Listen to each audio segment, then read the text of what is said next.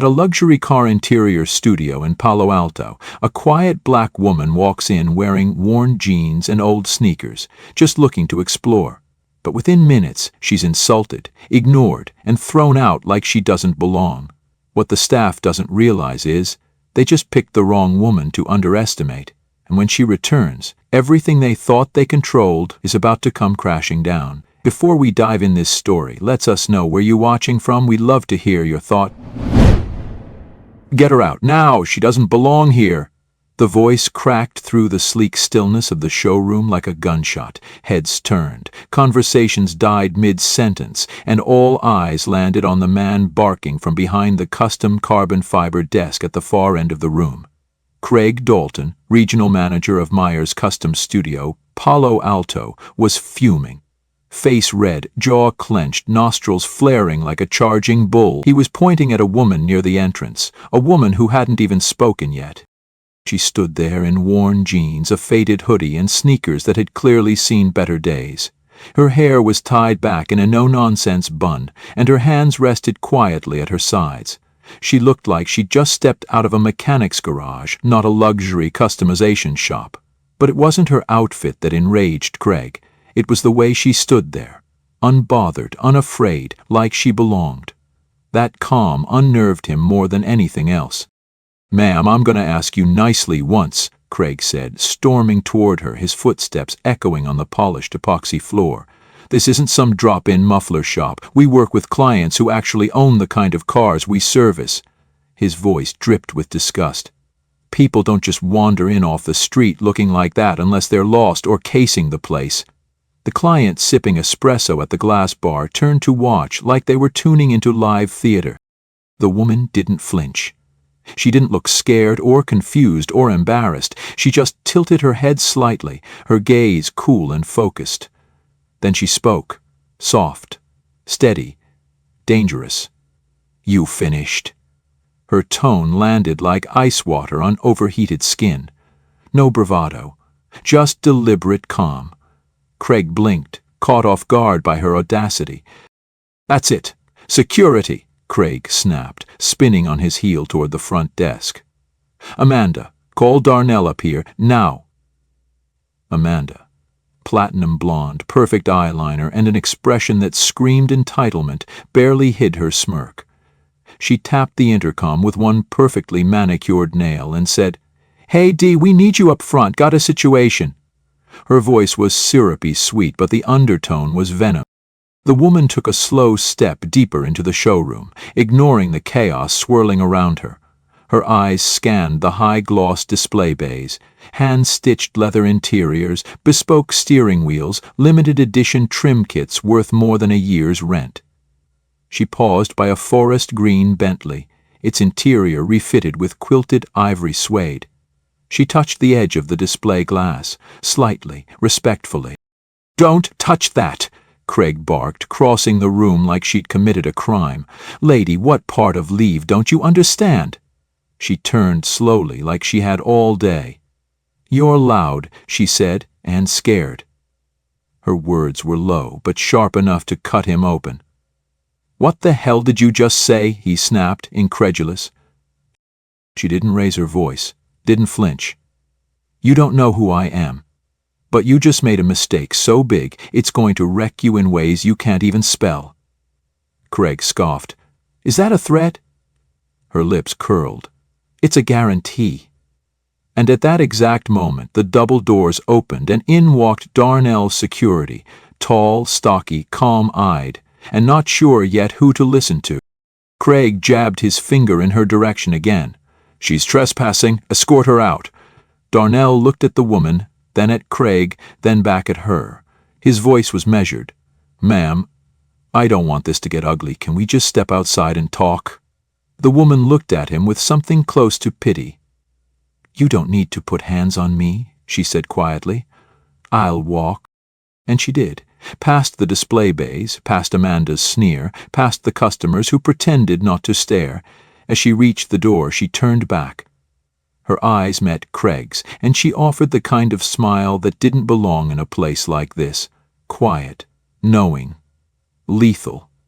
"I'll be back," she said. "Very soon." And when I do, make sure your resume's polished."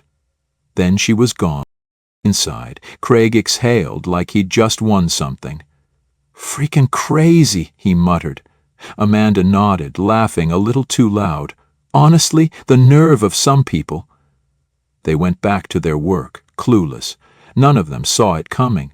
None of them knew that the woman they'd just kicked out didn't walk in to beg or borrow or steal. She walked in to test them.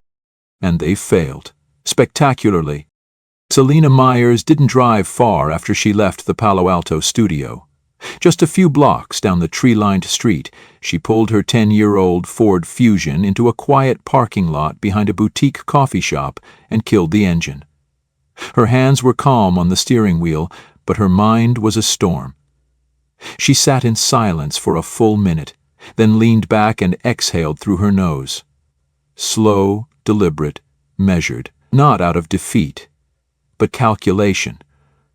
What had just happened inside Myers' custom studio wasn't surprising. No, it was confirmation. The rumors weren't rumors anymore. It had started weeks ago, quiet messages, subtle complaints. Not on Yelp or Google reviews. Those could be filtered, buried. This came from real people. Business partners, clients she trusted, people who whispered that the Palo Alto team had a way of steering the wrong customers out the door. Customers who didn't look like they could afford a suede headliner or carbon fiber dash kit. Selina had heard enough. She'd built her business from a single garage in Oakland into the largest luxury auto customization chain in the state. 12 studios, hundreds of employees, thousands of high-net-worth clients, and if what she'd just experienced was how her people treated customers behind closed doors, then it wasn't just a customer service problem. It was a cultural cancer. She wasn't just mad, she was insulted. She had started this empire with a socket wrench and a dream. Her vision had always been about access, about bringing luxury, detail, and respect to anyone who walked through her doors. She didn't care if they drove up in a Bugatti or a busted Civic. If you had love for your car, she had love for you. And now? Now her own team was gatekeeping like they were auditioning for a country club. That was more than betrayal. That was war. But Selina didn't shout. She didn't rage. She didn't post a dramatic call-out on social media. She planned. This hadn't been a random visit. This was step 2 of a quiet operation she had launched from her Oakland headquarters, known internally as Protocol 9. A protocol reserved for the worst-case scenario, culture rot inside a new acquisition.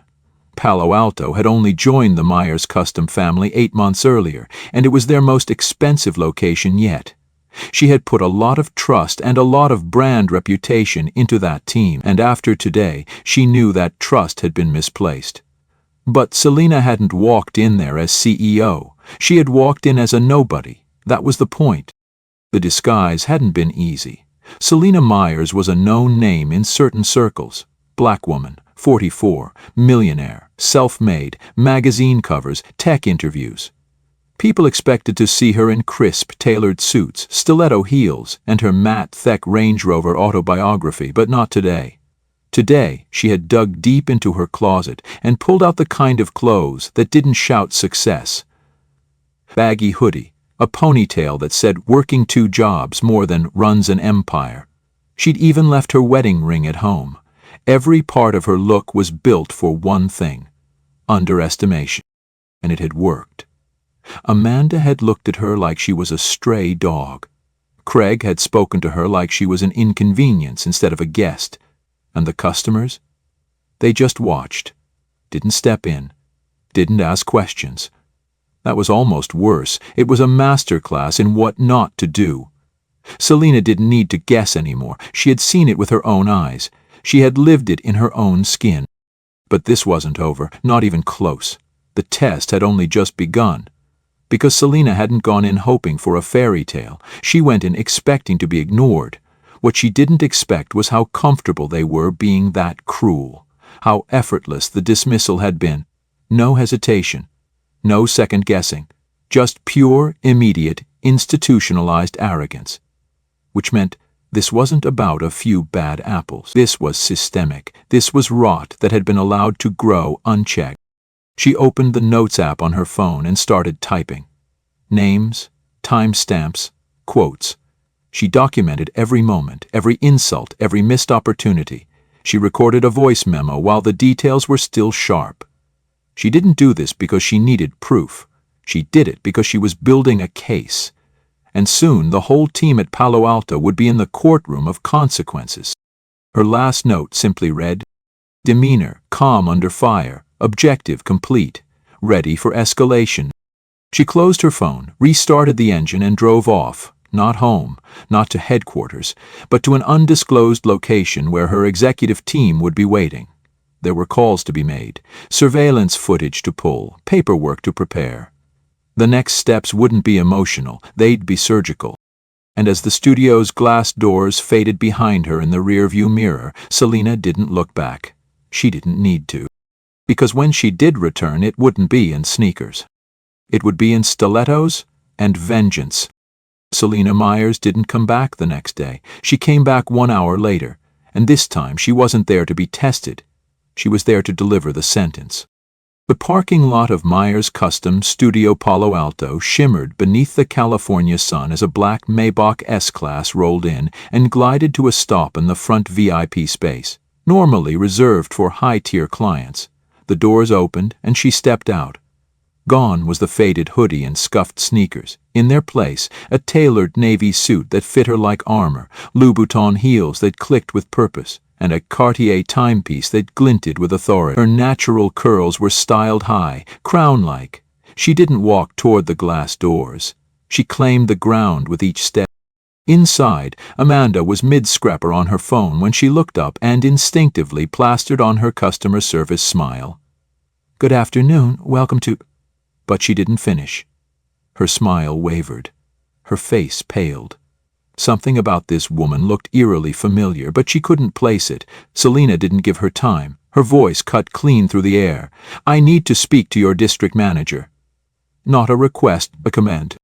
In the showroom, Craig Dalton was once again holding court near the suede seating station, talking up a client about a $70,000 0-cents alligator leather interior retrofit. He didn't even notice the woman at first, but he heard the heels, turned, looked, and blinked twice. The same woman? Couldn't be. She looked too different, too powerful, too expensive. He stepped forward with fake charm soaked in confusion. "Ma'am, I think we've already had this discussion earlier today," he said, flashing a condescending smile. "You were asked to leave." Selena turned her head slowly toward him, a slight smile forming, but it wasn't friendly. "Yes," she replied. "And you're about to wish I hadn't." Craig's brow furrowed. "Excuse me?" She didn't answer. Instead, she turned back to Amanda. "Call the district manager. Tell him Selena Myers is here." The air shifted. Amanda froze. The name hit her like a taser to the spine. "Wait, Selena?" But before she could finish, the glass doors burst open. Tobias Leung, regional director for Northern California, practically ran into the room. Tie askew, phone still in his hand, beads of sweat forming on his brow. He scanned the showroom in a panic until his eyes landed on Selena. The color drained from his face. He looked like he'd just seen a ghost or a judge holding his future in her hands. "Miss Myers," he stammered, voice trembling, eyes wide. "I had no idea you were—" Wait, this is who you're sweating over?" "Tobias, she's the one we had thrown out earlier. She was trespassing. She was harassing my staff. I already handled it." The room went still. The silence was heavy, dangerous. Amanda turned away. A client quietly set down his espresso. Tobias opened his mouth, but no sound came out. And then Selena stepped forward, pulled a business card from the inside of her blazer, and set it on the polished walnut counter with a soft click that hit harder than any slap. "I'm Selena Myers," she said, "founder and CEO of Myers Custom Garage. This is my studio, and for the last hour I've been watching my own employees treat people like trash." Her voice didn't rise. She didn't need to shout. Every syllable landed like a verdict. Craig stared at the card. His lips moved, trying to form words. You own this place?" Selena nodded. "Not just this one. I own all 12, and I've built them from the ground up for one purpose. To serve clients with respect, no matter what they look like when they walk in. She turned to Tobias. I came here to test your team. They failed, spectacularly. Amanda looked like she wanted to melt into the floor. Craig opened his mouth again. If I had known, but Selina raised a hand and stopped him cold. That's exactly the problem, she said, her voice sharper now. Your respect shouldn't be dependent on knowing someone's net worth, or their title, or the car they drive. It should be the default. She turned, gestured to the silent clients now eavesdropping across the showroom. Would you have treated any of them like you treated me? No one answered.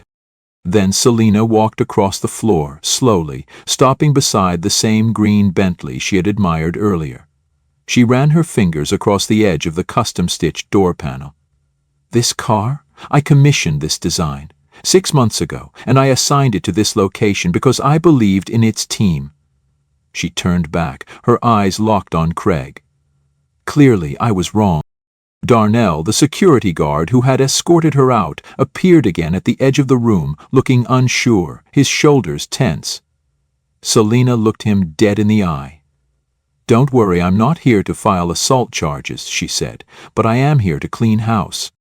She turned back to Craig. You're fired, effective immediately. Get your things, get out. Her voice didn't waver. It cut clean and final. Amanda let out a soft gasp. Selina didn't even glance her way. You too. Your behavior was unacceptable. Don't expect a reference. Craig's face twisted.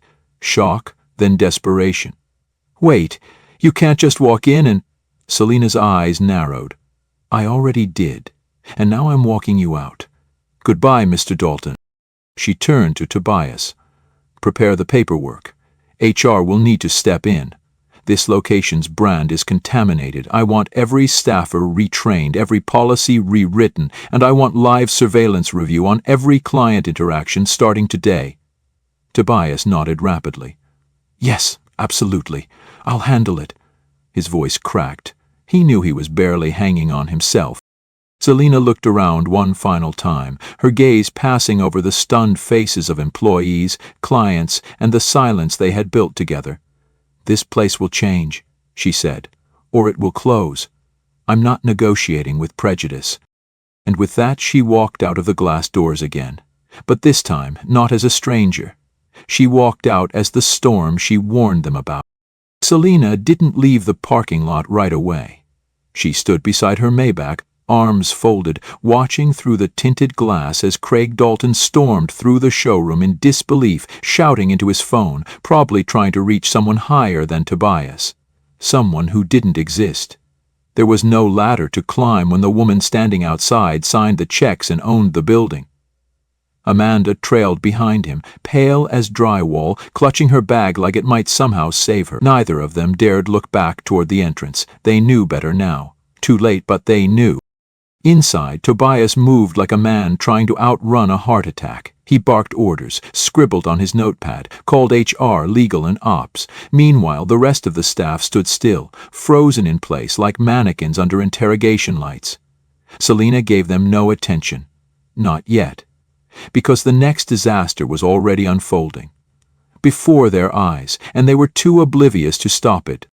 Through the glass, Selina saw her final confirmation. A young black woman, maybe late 20s, confident posture, navy suit, iPad under one arm, walked into the studio. Her name was Kendra Ellis. Selina didn't know her personally, but she didn't need to. She recognized that walk. That was the walk of someone who had worked hard to be there. A woman who had finally saved enough to treat herself to something special. This wasn't just a purchase, it was a moment. And she was about to get destroyed. Selina's jaw tightened. She didn't need to hear what was being said. The body language told the story. Amanda glanced up at Kendra, rolled her eyes slightly, and went back to her tablet. No greeting, no offer of water, no welcome to Myers, just dismissal, subtle and smooth. A nearby salesman peeked up from his workstation, saw Kendra, hesitated, and then kept typing. Kendra looked around, clearly unsure. A hint of discomfort crept onto her face, but she pushed it down, tried to stay composed. She stepped forward, asking Amanda something. Selina could read her lips. "Can I speak to someone about customization?" Amanda didn't even stand. She pointed lazily to a sign by the lounge area. "That's where you wait. If you're serious, someone will be with you eventually." Her tone was light, polite, but poisoned with condescension. And that was all it took. Selina had seen enough. She re-entered the building like a detonation. The doors parted, and her heels hit the floor like a war drum. The room froze. Again. Tobias turned around with a look that screamed, "Oh no, not again." Kendra looked up, startled. Amanda paled for the second time that day. Selina walked straight up to Kendra and extended her hand. "Hi," she said warmly. "My name's Selina Myers. I'm the CEO. You are?" Kendra blinked. Kendra Ellis." Her voice was careful. "I was looking into possibly upgrading the interior of my Model X." Selina nodded. "Wonderful. You've got excellent taste. Would you mind if I joined you for a moment?" Kendra looked confused but nodded. Selina turned to the room and her smile dropped. She addressed them all, loud enough for every soul in the building to hear. "I want you all to watch what respect looks like," she said, "because in the last 2 hours, I've seen enough disrespect to last a lifetime." Amanda opened her mouth, something between an apology and a stuttered defense, but Selina silenced her with a single look. Then she turned to Kendra again. "Would you do me the honor of being the first client to experience our new culture?" Kendra still looked dazed. Sure?" Selina gestured toward the premium client seating lounge. "Let's get you a full tour, custom consultation, and your choice of espresso or sparkling water. On the house." And with that, she looped arms with Kendra and walked her away from the wreckage. The staff stood stunned as the message landed. Selina wasn't just firing people. She was rewriting the playbook. Back in the main lobby, Darnell had removed Craig's nameplate. Amanda's workstation was already being reassigned. Tobias stood trembling, clutching a clipboard like a lifeline. Selina returned 20 minutes later after personally walking Kendra through the customization bay. The young woman was smiling now, laughing even, and had scheduled a full install for the following week. Selina promised she'd be there in person. That promise wasn't about the sale, it was about rebuilding trust. When Kendra left, Selina stood once more at the center of the showroom floor. This time every employee had gathered, quiet, alert, shaken. She looked around at them, not with rage, but with something colder. Disappointment.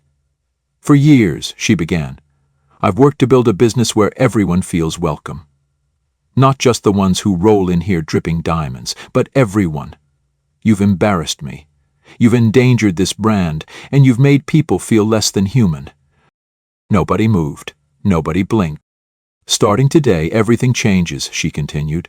"Every staff member will undergo mandatory diversity and dignity training, not a slide deck, not a cheesy corporate seminar, real training, in person, ongoing. And if you can't pass it, you're out. No second chances." She paused, letting the weight of that land. "We're implementing anonymous client feedback audits, secret shopper programs, and real-time behavioral evaluations. You will treat every person who walks through those doors with the same respect you'd give me." There were no claps, no nods, just reality, heavy, necessary reality. Selina let the silence breathe, then delivered her final words. "You have 2 choices, evolve or evacuate." She turned and walked away, not needing to say another word. Selina Myers didn't sleep that night, not because she was restless, but because she was focused. In less than 24 hours, she had begun a full-scale cultural overhaul of one of her most high-profile studios, and she wasn't going to stop until every broken piece was accounted for. By sunrise, she had launched a full audit of all 12 locations under the Myers Custom Garage banner. The message had been sent. Discrimination anywhere was a threat everywhere, and it would not be tolerated. The HR department worked through the night under Selina's direct supervision. New training schedules were drawn up, contracts restructured, hiring procedures rewritten. A third-party ethics and diversity consulting firm had already been contracted, with on-site workshops scheduled to begin in 72 hours. Not a box-ticking exercise, not a PR stunt, real accountability. Every single employee, from reception to senior installer, would be re-evaluated. And that wasn't all. Selena had also authorized a new hiring framework designed to prioritize empathy, humility, and customer-centered communication. Every candidate moving forward would be assessed not just on skill, but on how they treated someone they believed held no power. Character over charisma, substance over show, and above all, respect without condition. That was the new non-negotiable. But her most important act wasn't written in a policy memo or posted in an email chain. It was personal. She reached back out to Kendra Ellis, the young woman who had been mistreated mere minutes after Selena's first confrontation. Kendra had returned to her office later that day, unsure of what had even happened. She told herself maybe she was being sensitive, maybe she was overreacting, maybe she didn't belong there after all. Selena didn't let that belief settle. She called Kendra personally, apologized, not with some corporate script, but as a woman to another. "You were disrespected in my house," she told her. "That's on me, and I'm going to make it right." Selena then offered her a premium customization package, materials, labor, everything included, at a deep discount, not out of pity, but as a symbol. Kendra accepted with a mix of surprise, relief, and pride. Her final words during the call stayed with Selena: "Thank you for seeing me." And that's when Selena knew this was bigger than just her brand. 3 days later, Kendra returned to the studio. This time, the staff stood straighter. They greeted her properly. They offered coffee and a personal consultation. And Selena was waiting to walk her through the full design mock-up. Cameras didn't catch the moment. There were no reporters or photographers, but the employees watched and learned. Kendra drove away in a car that reflected her achievement, but more importantly, she left with something more valuable, her dignity intact. And then, one final moment, a week later, Selena gathered the entire staff of the Palo Alto studio into the main floor, now spotless, restructured, redefined. She stood at the center of the room, in front of the new client code of conduct, posted in gold foil on the wall. Every driver deserves luxury. Every person deserves respect. Her voice was steady as always. "I started this company in my uncle's garage," she began. "We couldn't afford air conditioning, we barely had floor jacks, but we had pride. Pride in doing the work. Pride in making people feel valued, even when they walked in covered in dust. That's what built this brand. Not marble floors, not fancy chairs, but how we treated people when no one was watching." She looked each of them in the eye and continued. Craig thought power meant choosing who gets treated well. Amanda thought image was more important than intention. What they forgot is that this industry doesn't run on leather and chrome. It runs on trust.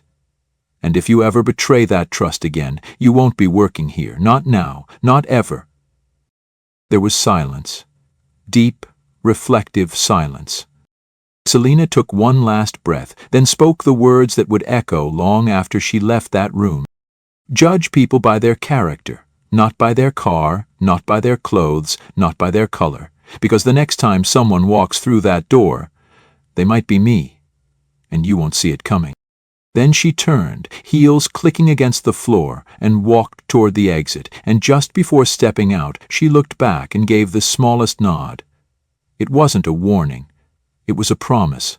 The storm had passed, but the lesson would remain. The story ends here, but the reckoning, that lives on.